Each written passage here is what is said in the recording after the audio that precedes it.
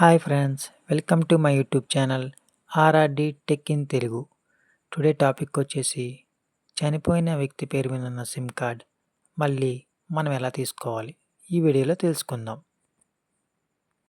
So friends, మనలో చాలామంది కూడా మొబైల్ సిమ్ కార్డ్ అనేది యూజ్ చేస్తూ ఉంటాం. వేరే నెట్వర్క్ యూజ్ చేస్తూ ఉంటాం.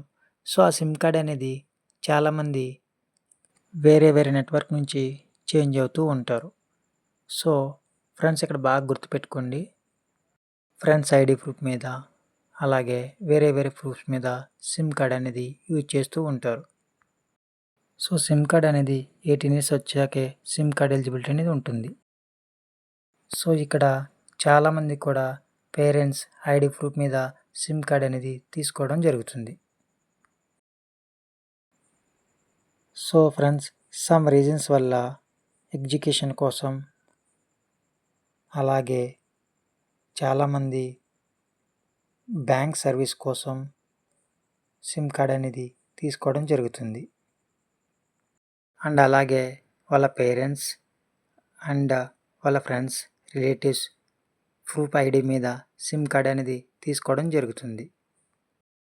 ఈ సిమ్ కార్డ్ అనేది మనం అలాగే కంటిన్యూ చేస్తూ ఉంటాం. సో ఇతర కారణాల వల్ల ఈ సిమ్ కార్డ్ అనేది స్టాప్ చేయడం జరుగుతుంది. సో అలాగే ఎందుకు స్టాప్ అవుతుందంటే, ఎవరి ఐడి ప్రూఫ్ మీద సిమ్ అయితే ఉంటుందో వాళ్ళు సడన్లీ డెత్ అయితే ఆ సిమ్ కార్డ్ అనేది కొన్ని డేస్కి కొన్ని నెలలకి స్టాప్ చేయడం జరుగుతుంది.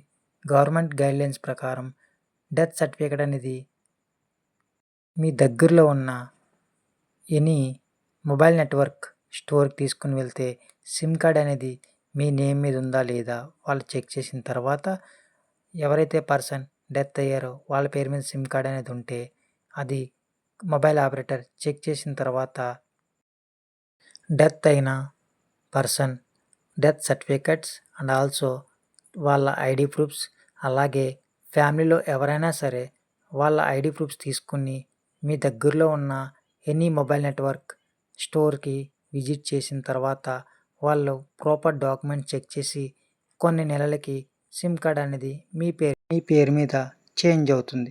సో ఇది ఫ్రెండ్స్, ఈ వీడియో మీకు హెల్ప్ అవుతుంది అనుకుంటున్నాను. సో